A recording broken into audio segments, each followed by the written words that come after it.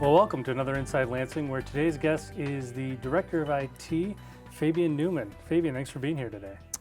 Thank you. Great to be here. And let's just dive right in. And why don't we talk about Fox Point? Fox Point's big addition to the village. It was its big inaugural summer, I guess you'd call it. And I don't think people realize how important IT played a role in that. So what did IT have to do with Fox Point?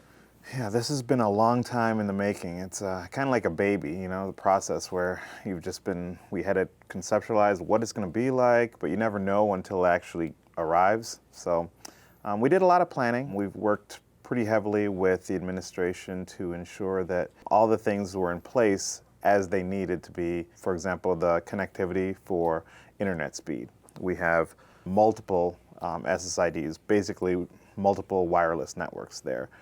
Some are secured, others are not secured, but non-secured for the public use, but it's streamlined and so forth. We have different things in process to secure them, but there's no password, so to speak.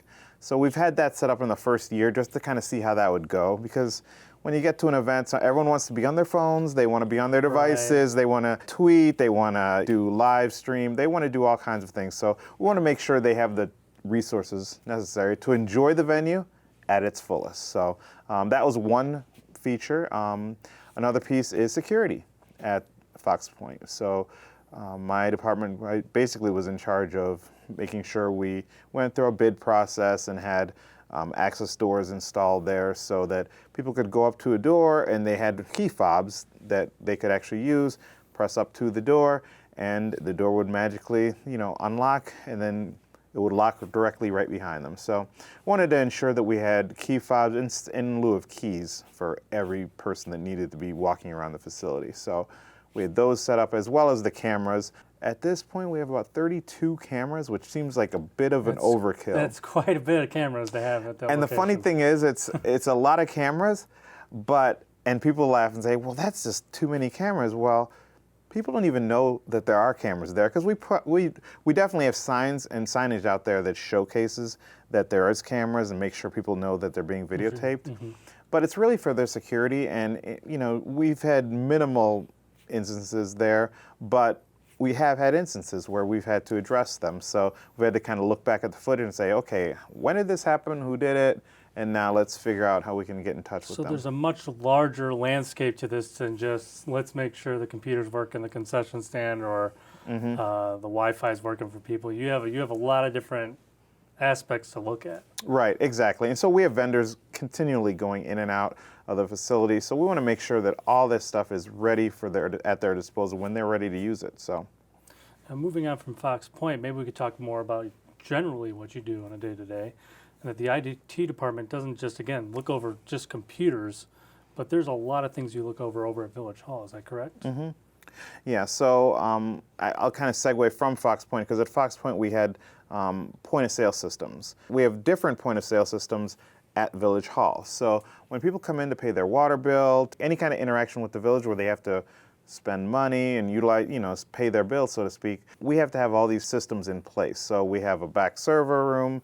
In the server room, we have, all these different connections for, in order to pay their water bill. They're, dealing with their garbage, paying for pet tags, Okay.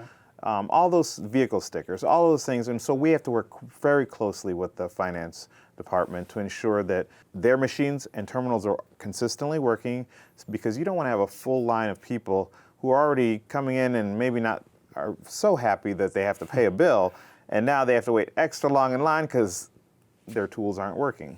So we're always kind of on call, so to speak. So myself and my staff are just, ready for when something does break. We want to be there ahead of time, or just be proactive so it doesn't break. Right, be as prepared as possible. So talking about working at Village Hall, you also work outside of Village Hall with different departments in the community. What is that like? I always tell people, they may come and knock on my door and they're looking for me like, where is Fabian? Well, it's a good day if Fabian's in his office. That just means that I'm not having to go and deal with something at another location for something that may have broke. So I always tell people that's when I can catch up on paperwork, catch up on all these, paying bills, doing different things like that to ensure that we are, moving effectively. So it's almost like a bicycle. So if you think of the village as a whole, so, all the different departments are different spokes and so forth, and they all have to be kind of working together. And so I believe with technology department, we're kind of the hub, because if you're not able to do your job, then something now is broken over there. So police department, if we're working with them, their printers have to work. They have to be able to communicate back and forth. Their radios, they have to be able to know that they get in on their computer in their car, squad cars to run a ticket. They have to know it works. Right. There's lots of things so we ensure working with them that everything runs as smoothly as possible. So the experience can be as good as possible for not only the officer, if they're interacting with the public, or as well as the citizen that may have been stopped by the police. So talking about departments, we can go directly to this department here, LNN, and I don't think people realize that your department, we have a real connection here and that we work really close together. Could you talk a little bit about how that works? With LNN, we have the ability to broadcast lots of local events, lots of events within the schools, within the community, using community organizations, coupled with the things that the village is looking to do as far as promotions. So it's a great resource for us. We're so excited to have that, and it's great to be able to just share a quick link of a video that, of your son or daughter, in a talent show, for example, or, whether it be something that the mayor is now, as he may have an event that, we're really excited to promote that we did as a village. So now other people who may not have been able to attend the event can now see it, a few days later, a few weeks later, and they're like, oh, now they get the full concept of all different happenings going on at the village. So it's just a great resource, and in fact, we've been talked to by so many different people, like, well, how can we utilize this? How can we get even more of that? So with LNN now, we have the ability to market for other organizations, not just the Village of Lansing. So if you have a small business that's looking to do a small video, come talk to us, because we definitely can do it. We've shown it already. So looking at any of our videos that you can look on via YouTube, you can see the quality that we have, that we're very proud of. Now, with all this work you have to do with going to different departments and planning all that stuff out, I guess the last thing I'd like to talk about is just, what do you love about IT? What do you love about this job?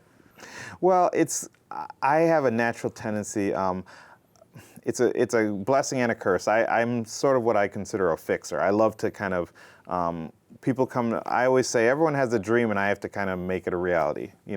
Everyone has all these things that they want to do, but then I'm like, okay, how are we going to get from your dream to actually making it happen? And is it realistic? So sometimes it's like, yeah, we can do that, or we're just not ready for that. I kind of have to scale back a little bit, but I think that is the fun part of our job, is that we get to see all the different visions that all these different supervisors and department heads, even, and regular staff have. So sometimes they want to do something. They're like, well, we can't do that. Well, why can't we do that? Let's think outside the box. How can we achieve your goal? And if it'll help you work more effectively, that's the end goal.